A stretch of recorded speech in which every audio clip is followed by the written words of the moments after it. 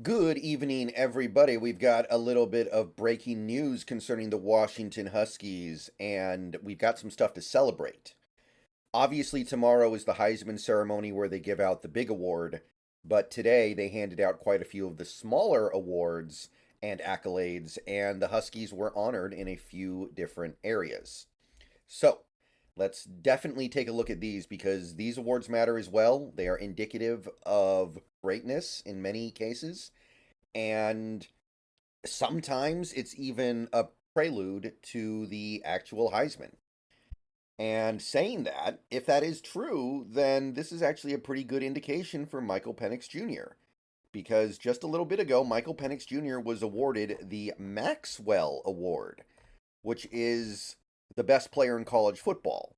Now, what is the difference between the Maxwell Award and the Heisman Trophy in terms of criteria? I don't even think the voters know. I don't even think college football really knows. And they give Michael Penix the Maxwell Award, but they gave Jaden Daniels the O'Brien Trophy, which goes to the best quarterback. So if they think Penix is the best player, they must think he's the best quarterback, and yet they give you guys kind of see what I'm getting at here. This is a difficult thing to untangle. So rather than try to decipher it, because there's probably no way to decipher it, it's just an unanswerable riddle. But regardless, Michael Penix Jr. has taken home the Maxwell Award. He is, according to the voters on the Maxwell Award, the best player in football. And that's a big, big accomplishment. And I looked it up. In many previous years, the Maxwell Award winner goes on to win the Heisman. So, seems at least possible. I believe last year Caleb won the Maxwell Award and he went on to win the Heisman as well.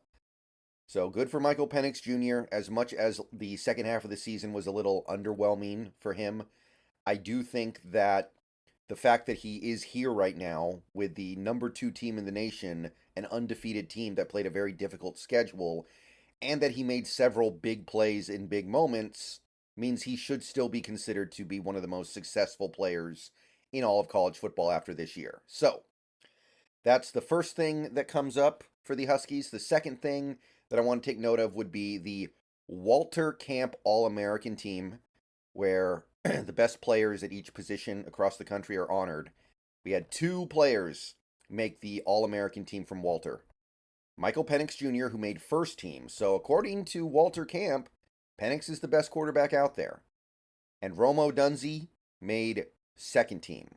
So they consider him to be among the best, but not the best receiver in the nation. So both these guys, congrats. Odunze definitely deserved to be honored with the season that he had. He did not win the Belinkatoff Award. That went to Marvin Harrison Jr., which I think that's pretty understandable. Marvin Harrison Jr. played with a not-so-good quarterback compared to the quarterback that Rome got to play with, and he put up really good stats to the point where he did actually deserve a nomination for the Heisman, and he did get it. So makes sense to me that Harrison Jr. would be considered the number one receiver, but Rome is definitely on that list after the season he had. Now, Penix being first, again, you can see how much these voters care about winning.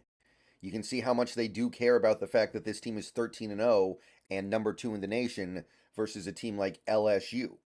So maybe this bodes well for Penix's Heisman chances. I don't know.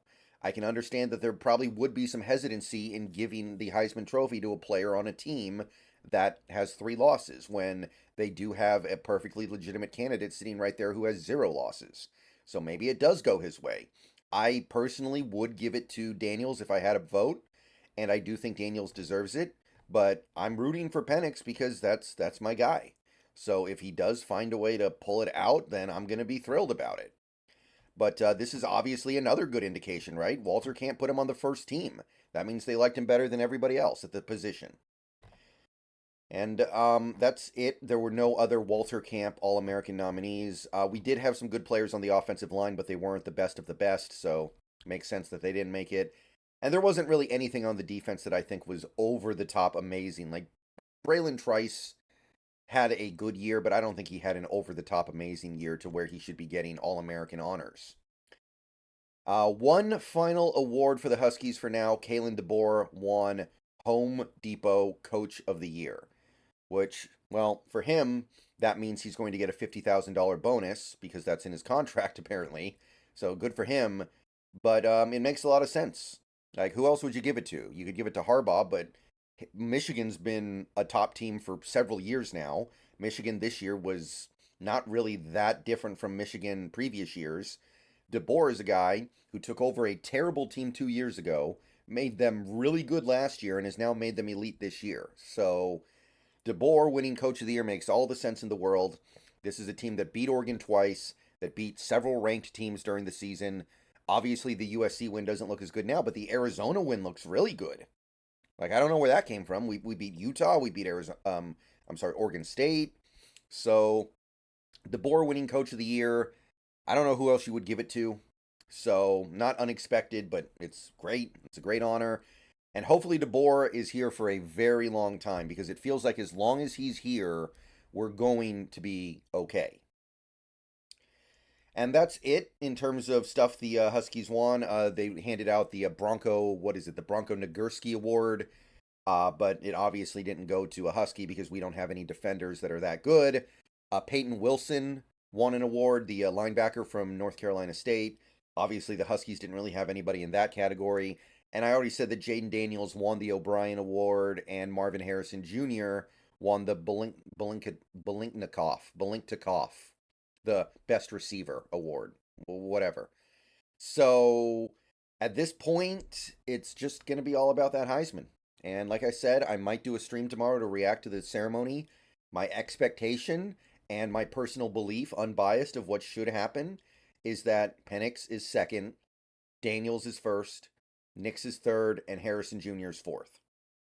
But, like I said, we're tuning in tomorrow, and we are going to be hoping very hard that Michael Penix becomes the first Washington player ever to take home the Heisman, because that's my guy.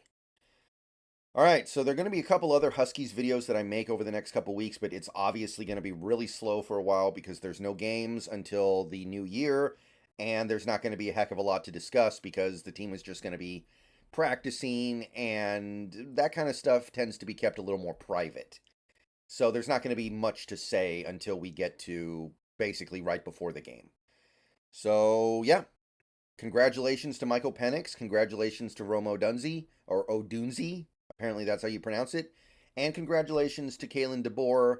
Hopefully we can carry this positive energy over to the Texas game in a few weeks.